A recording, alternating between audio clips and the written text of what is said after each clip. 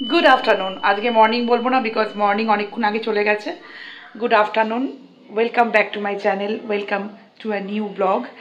ডোগোমামার ব্লগে প্রত্যেককে স্বাগত জানাই। আজকে একটু দেরি হয়ে গেছে ব্লগটা শুরু করতে। অ্যাকচুয়ালি সকাল থেকে অনেক কিছু গেল, অনেক কিছু মেয়ের সারাদিন, এখন মেয়ের টিউশনস বাড়ছে, ও আরও টিউশনস আসছে। এবার সেগুলোকে তো ওকে টাইমই সকালবেলা, আজকে তো সকালবেলা পড়ানোটার ক্যান্সেল হয়েছে বলে একটু বেলা করে বেরিয়েছে, না হলে বেচারি ঘুমোতেও পারে না। ওই 7টা উঠে পড়তে হয় একদম। আবার আজকে বাড়ি ফিরে তো প্রায় 3:30 সোয়া 3টেই খাবে দাবে, আবার 4:30 বেরিয়ে যাবে। তাই ওই সকাল থেকে উঠে না তাড়াহুড়ো থাকে, ওদের খেতে দেবো, ও আসার আগে ওদের খেয়ে খাওয়া দাওয়া কমপ্লিট করে রাখলে কি হয়, ওকে দেখে তো এমনিতেই ভীষণ এক্সাইটেড হয়ে থাকে ওরা। আর ও যদি খাবার না হয় তাহলে আরও বেশি করবে, মানে ওকে দেখলে আরও খাওয়ার জন্য ছটফট করবে। সেজন্য আমি ও আসার আগেই মেনলি চেষ্টা করি করে রাখতে। এক আধ দিন অসুবিধা হয় যখন, তখন কিছু করার নেই। তো যাই হোক, আজকে দেরি করে ব্লগটা শুরু করলাম। আমার মোটামুটি সমস্ত কাজ হয়ে গেছে। আর আমার মেয়ে যেহেতু ওই মাছের ঝোল খায় না, মাছ ভাজা বাটার ওই দিয়েও খাচ্ছে, আমি মাছের ঝোল করছি। আগে আরও রান্না হয়ে গেছে, টক করেছি আমের, তারপরে একটু শাক ভাজা করেছি, ওই ডাঁটা দিয়ে আলু দিয়ে পটল দিয়ে মাছের একটা ঝোল করব। আর আগের দিনে শুক্তো একটু আছে লাভে, ওই দিয়ে হয়ে যাবে আমার। আর মাছের ঝোলটা একবারে করে নিলাম, কালকেও একটুখানি থাকবে। ও তো ঝোল খাবে না, ওকে মাছ বার করে ভাজা করে দেবো, আর অন্য কিছু খেলে খাবে। যে যা খায় না, আমার জোর করে, এত বড় হয়ে গেছে জোর করে খাওয়াতে ইচ্ছা করে না। তাহলে কি, ওর যেটুকু খাবার সেটুকু খাওয়া নষ্ট হয়ে যাবে, কিছু করার নেই। সবজি যে খায় না একবারে তা না, খায়। যেমন কাল রাত্রিবেলা সবজি করেছিলাম ওই মুটির সাথে ঢ্যাঁড়স মিষ্টি কুমড়ো আলু দিয়ে, ওটাও খেয়ে নিয়েছে। তো ওটা আর বলতে হয়নি, ওটা খেয়ে নিয়েছে। সকালবেলাও সেটা সেই দিয়ে রুটি দিয়ে খেয়েই বেরিয়েছে। তরকারি বেশি করেই করেছিলাম, রুটি আবার সকালে করে দিলাম, সেটা খেয়েই চা খেয়ে বেরিয়েছে। তো যাই হোক, শুরু করলাম নতুন ব্লগ। এই যে আমার ঠাকুর দেওয়া সবার একবারই হয়ে গেছে। আবার একটু পরে ঠাকুরকে একটু দুপুরবেলা গোপালকে খেতে দেব, দিয়ে এবার বাদ বাকি যা কাজকর্ম চলুন দেখা যাবে। আর হ্যাঁ, বরফি যে কথাটা কালকে শেয়ার করেছিলাম, বলেছিলাম বরফিকে আপাতত ওই বরফের শেক দিচ্ছি। আর দেখা যাক কি হয়। সেরকম হলে নেক্সট 10 তারিখের পর আমরা ওর কানটা ড্রেনেজ করিয়ে দেবো, আদারওয়াইজ অপারেশন যে কোনো একটা। আমার মনে হয় ড্রেনেজটা করিয়ে দেওয়াটাই বেটার। দেখা যাক কি হয়। যদি রিপিট হয় তো জানি না, রিপিট না হলে তো ভালোই। এখন দেখা যাক, চান্সেস কিন্তু খুব কম। আমি আজকের সাথে কথা বললাম, অঞ্জলি যে ডাক্তার দেখেন, ডক্টর সুভাষ সরকার, উনি বললেন যে চান্সেস কমই থাকে, ভালো করে ড্রেনেজ করে আর নতুন করে হওয়ার চান্সেস কম থাকে। তো সেক্ষেত্রে ঠিকই আছে, ওর ছোটো আছে, যদি কমে যায় তো ভালো। সেই ক্ষেত্রে দেখা যাক। কিন্তু এখন করলে না হজপজ হয়ে যাবে, দেখা যাক কি হয়। সবটাই ওর কানটার কি গতিবিধি সেটার উপর নির্ভর করে করতে হবে, এটাই হচ্ছে মেন ব্যাপার। দেখা যাক। ডাঁটা শাক যেগুলো ছিল একটুখানি ভাজা করেছি পেঁয়াজ দিয়ে আর রসুন দিয়ে। এই যে আমের পাতলা করে টক, এই যে মাছের তরকারিটা বসিয়েছি, মাছ ভাজা হয়ে গেছে। আজকে 1 পিস, কালকে 1 পিস আমার হয়ে যাবে। ভাত তো হয়েই গেছে, আর ওদের খাওয়া দাওয়া কমপ্লিট। এটা হয়ে গেলে আপাতত এখন আমার মোটামুটি খাওয়া দাওয়ার পর একটু রেস্ট করতে পারবো, এই আর কি ব্যাপার। এই দেখুন আমার কাজু বরফি বন্ডিং, দেখুন একটা বেল্ট নিয়ে দুজনে মিলে দেখুন মারপিট করছে। এটা কিন্তু ওদের খেলা, হ্যাঁ, এটা ওরা খেলতেই করে। ও যখনই এরকম পাশাপাশি বসে থাকবে মানিকজোর, তখনই দুজনের সঙ্গে এরকম দুজনকে যে কোনো জিনিস নিয়ে টানাটানি, টাগ অফ ওয়ার খেলবে, দুজনকে আলগা করে কামড়াবে। এটা হচ্ছে ওদের বন্ডিং। এটা দেখে খুব ভালো লাগে, ওদের দুজনের নামের সার্থকতা এখানে। মেয়ের সঙ্গে যথারীতি বেরিয়ে গেলাম। মেয়েকে নিয়ে যাওয়ার কথা ছিল অ্যাকচুয়ালি শপিং করতে, মেয়ের জিনিসপত্র সব, মানে বাড়িতে পড়া জামা কাপড়ের জন্য। তো ওকে নিয়ে বেরিয়ে পড়লাম শপিংয়ে। তো ভীষণ দুপুরবেলাটা গরম, কিন্তু এই সময়টা ছাড়া উপায় নেই, ওদের খাওয়া দাওয়া মিটিয়ে দিয়ে আমরা বেরিয়ে পড়লাম। এটাই হচ্ছে আমাদের কাছে একটা সময়, এটাতে যেতে পারতাম, কারণ বিকেলে আবার মেয়ের পড়ানো রয়েছে, তো আমারও কিছু কাজ রয়েছে। তখন দুপুরবেলাটা ওদের খাইয়ে দাইয়ে দিয়ে এই 1টা-1:30 নাগাদ আমরা বেরোলাম। আবার 2:30-3টের মধ্যে বাড়ি চলে আসবো। এই সময়টা আমাদের জন্য বেস্ট ছিল, কারণ ওরা এখন খেয়ে দিয়ে ঘুমোবে, আর আমরা তার মধ্যে কাজটা সেরে আবার ফিরে আসতে পারবো। এটাই ছিল মেন আমাদের ইস্যু। আর বাড়ি থেকে বেরিয়ে টোটো দাদার সাথে টোটো পেয়ে গেলাম। টোটো করে যাবো হচ্ছে সেন্ট্রাল জেল মোড়, ওখান থেকে দেখি আবার কী পাই, ব্রেক করি, কারণ বাস যদি না পাই। মোটামুটি কেনাকাটি সব হয়ে গেছে। এখন ওই বিলিং কাউন্টারের সামনে এখানে কিছু ওই বাস্কেট থাকে, তার মধ্যে ওই মাথার ক্লিপ এসব দেখছে আর কি। আজকে ভরপুর কেনাকাটি করেছে মেয়ে আমার। বাড়িতে এসে আমার কাজুর জন্য যথারীতি ছানাটা করে নিলাম, কারণ সন্ধ্যেবেলাটাও ছানা খায়। হাফ লিটার দুধের ছানা পুরো করে রাখি, আর জল সমেত আমি ছানাটা ওকে দিই, তাহলে কি ও শরীরের জন্য খুব উপকারী ছানাটা দেওয়া। আর আমি লেবু দিয়ে ছানাটা কাটাই না, তাহলে একটু অ্যাসিডিটি হওয়ার সম্ভাবনা বেশি থাকে। তো আমি এই পাউডারটা দিয়ে ছানা কাটা বা পাউডারটা দিয়ে ছানা কাটাই, যাতে ওকে পুরো জল সমেত ছানাটা আমি দিতে পারি, কারণ জলটার মধ্যে অনেক পুষ্টিগুণ থাকে, যে জলটা ডাক্তাররাও ফেলতে বারণ করে। তো আমি ওই জল ওই ছানাটাকে পুরো ওকে আমি বিকেলে দিয়ে দিই, আর এটা খেতেও ভীষণ ভালোবাসে, এটার জন্য পাগল। এটা দিয়েই ছানাটা কাটছি না, এখন লাফালাফি করছে ঘরের মধ্যে, যে গন্ধ পেয়ে যায়, ওর ঠিক ভালোবাসে খেতে। তো ওই জন্য করে রাখি, তাহলে ঠান্ডাও হয়ে যাবে। সন্ধ্যাবেলায় ছাড়া আর একটু আগে ওরা সব তরমুজ খেলো, ওই তরমুজের বীজ ছাড়িয়ে পিস পিস করে কেটে তরমুজ খাইয়ে যেন না ছানাটা করিনি, কারণ খাবারটা অনেকক্ষণ আগে ওদের হয়ে গেছে।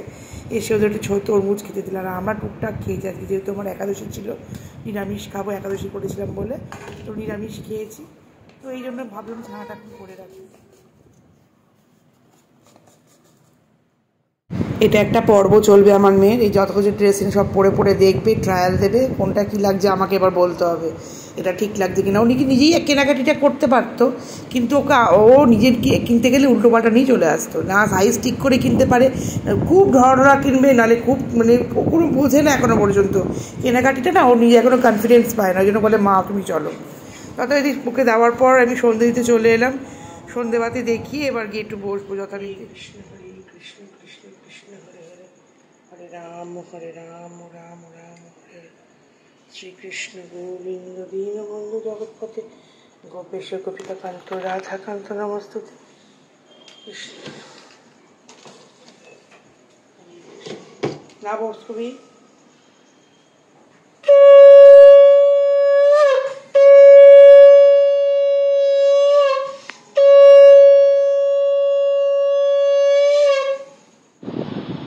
মর্নিং।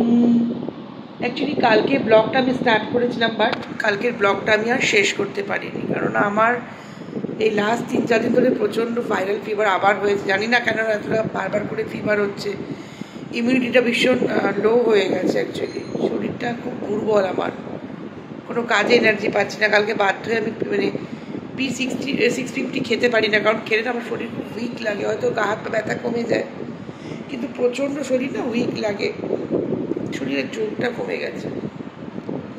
স্বাভাবিক, শরীরের ওপর দিয়ে যা ধকল যায় রোজ আমার, তাতে শরীরের জোরটা কমে যাওয়াটা স্বাভাবিক ব্যাপার। তো যাই হোক, ব্লগটা শেষ করা হয়নি। কালকে তো গেলাম মেয়েকে নিয়ে, ওই মেয়ের বাড়িতে পরা জামা কাপড় নিয়ে, তারপরে ছিঁড়ে গেছে আর কি, তারপরে ও টিউশনসে পড়াতে যায় তো অনেকগুলো, এবার ওর ট্র্যাক প্যান্টগুলো নষ্ট হয়ে গেছে, সেগুলো কিনবে। আর গরমকালে না একটু ঢিলাঢালা পরতে, বা এই কার্গো টাইপ প্যান্টগুলো পরতেও খুব ভালোবাসে, তো কার্গো অ্যাসাচ কেনেনি, কিন্তু ঢিলাঢালা ট্র্যাক প্যান্ট কটা কিনেছে।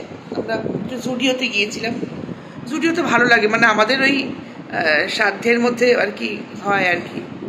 অনেক জামা কাপড় লাগলে আমার মনে হয় ডেলি ইউজের জন্য একটু রিজনেবল প্রাইসটা আমরা খুঁজি যেখানে পাবো। তো কালকে মোটামুটি, অবশ্য আমি কালকে কিচ্ছুই দিইনি ওকে, ও সম্পূর্ণ নিজের টাকা দিয়ে শপিং করেছে, ভালো লাগলো দেখে। আর সব থেকে একটা আশ্চর্যের বিষয় হলো, সবসময় আমি ওকে শপিং করতে নিয়ে যাই, যখন আমি বিল করাই, পেমেন্টটা আমি করি, বা আমি বিল করালেও পেমেন্টটা আমি করি। তো কালকে জুডিওতে ওই বিল করাচ্ছে, তো পেছনে আমি দাঁড়িয়ে আছি, তো জুডিওতে যে মেয়েটি বিল করছে আমাকে বললো, ম্যাম আপনার বিলটা হবে। আমি বললাম না, আমার মেয়েই বিল করবে। এটা বলতে প্রাউড লাগছিল। কোথাও নিজে রোজগার করে, নিজের আর্ন করা টাকা দিয়ে নিজেকে মেনটেনেন্স করাটা একটা অনেক বড় গার্ডস, যেটা আমি আমার মেয়েকে দেখতে চেয়েছিলাম আজ থেকে কয়েক বছর আগে। দেরি হলো, বাট সবার তো এক টাইমে হয় এমন তো নয়। ওর এই মানসিকতার উদয়টা একটু দেরি করে হলো, বাট স্টিল হলো, যে এটা ভেবে আমার খুব ভালো লাগছে। আমি বললাম না আমার মেয়ে বিল করবে, ভাল লাগছিল বলতে কথাটা। যাই হোক, ভগবান ওকে আরও সামর্থ্য দিক, আরও বড় করুক, ওর নিজের পায়ে স্বনির্ভর হোক, এবং ওর ছত্রছায়াতেও কিছু মানুষ যেন ভালো থাকতে পারে। আমি আমার দিক থেকে এক্সপেক্ট করি না, বিকজ দেখুন, বাবা মা হয়ে জন্ম দিয়েছি মানেই, মানুষ করেছি মানেই, সন্তান আমাকে সারা জীবন একেবারে খাইয়ে পরিয়ে রাখবে, এই এক্সপেকটেশনটা না থাকাই ভালো। আর এক্সপেকটেশন থেকেই না যত কিছু কষ্টের উৎপন্ন হয়। আমি বলছি না আমার মেয়ে আমাকে দেখবে না বা করবে না, হয়তো আমার মেয়ে আমাকে দেখেই বড় হয়েছে, আর আমি সারা জীবন না রেসপন্সিবিলিটি থেকে কোনোদিন পালাতে শিখিনি। সব সময় সেটাকে ফেস করেছি, সে ক্ষমতা থাকুক আর না থাকুক, যেভাবে হোক ফেস করে যতটুকু আমার সামর্থ্য তার মধ্যে আমি রেসপন্সিবিলিটি নেওয়ার চেষ্টা করেছি। ছোটোবেলা থেকেও আমাকে দেখেই বড় যারা, আমি কখনো মেয়েকে বলিনি তুমি হাউস ওয়াইফ হবে, আমি সবসময় বলেছি you will be a working women, তোমাকে হতেই হবে।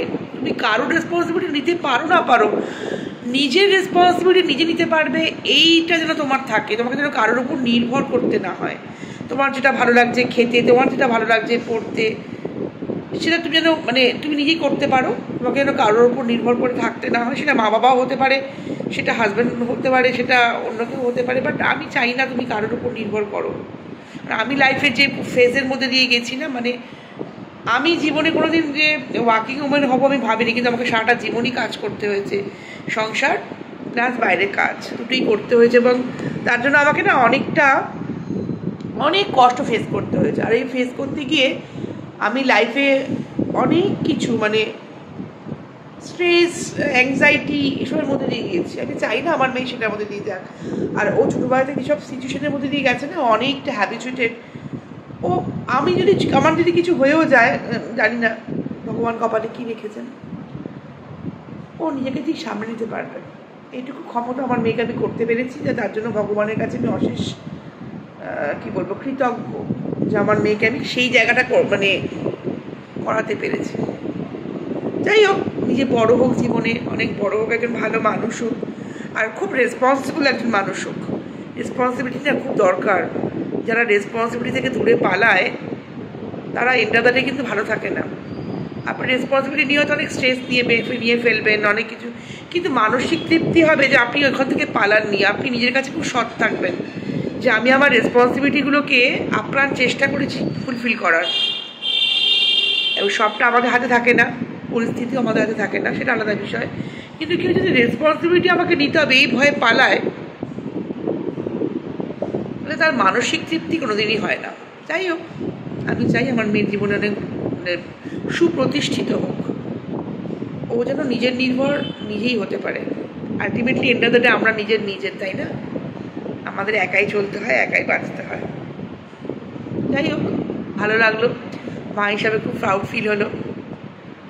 আর সত্যি কথা বলতে কি, আমি ওকে হয়তো দিতে পারতাম, কিন্তু আমার বাড়িতে আমার যে 4 পেয়ে বাচ্চারা, ওরা আমার কাছে না কি বলুন তো, আমার মেয়ে এখন বড় হয়েছে, নিজেরটা নিজে বুঝতে শিখেছে, কিন্তু ওদের তো বুঝতে হবে আমাকে। ওদের খাওয়া, ওদের ট্রিটমেন্ট, ওদের মেনটেনেন্স আছে, ধরুন শ্যাম্পু থেকে শুরু করে মেনটেনেন্স, তারপরে ওদের টুকটাক যেগুলো ওদের লাগে সবটা দেখতে হয় আমাকে।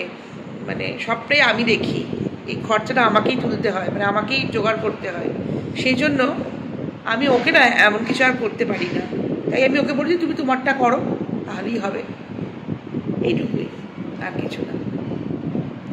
তো চলুন, দেখা হবে নতুন কোনো ব্লগে। আবার বলি, please do like, share, comment and subscribe my channel Dogo Mama, and please hit the bell icon for all notification. আপনাদের কাছ থেকে, প্রত্যেকের কাছ থেকে সহযোগিতা এবং ভালোবাসা। আর যারা আমার দর্শক, 90% আপনারা আমার, বা 98% আপনারা সাবস্ক্রাইব করেননি, যারা আমার ভিডিও দেখেন প্রতিনিয়ত, প্লিজ তারা একটুখানি সাবস্ক্রাইব করে দেবেন আর একটু লাইক করে দেবেন। আপনাদের এই সহযোগিতাটা আমার সারা জীবনের পাথেয় হয়ে থাকবে, আমার বাচ্চাদেরও তাই। আপনাদের এই একটা লাইক, একটা সাবস্ক্রাইব আমার বাচ্চাদেরকেও ভালো লাগবে। প্লিজ আমাকে একটু হেল্প করবেন এগিয়ে যেতে, সাথে থাকবেন। দেখা হবে নতুন কোনো ভিডিওতে। আর যদি ভিডিওতে কিছু ভালো লেগে গিয়ে থাকে, প্লিজ একটা কমেন্ট করে দেবেন, লাইক করে দেবেন আর শেয়ার করে দেবেন বন্ধুদের মধ্যে। চলুন।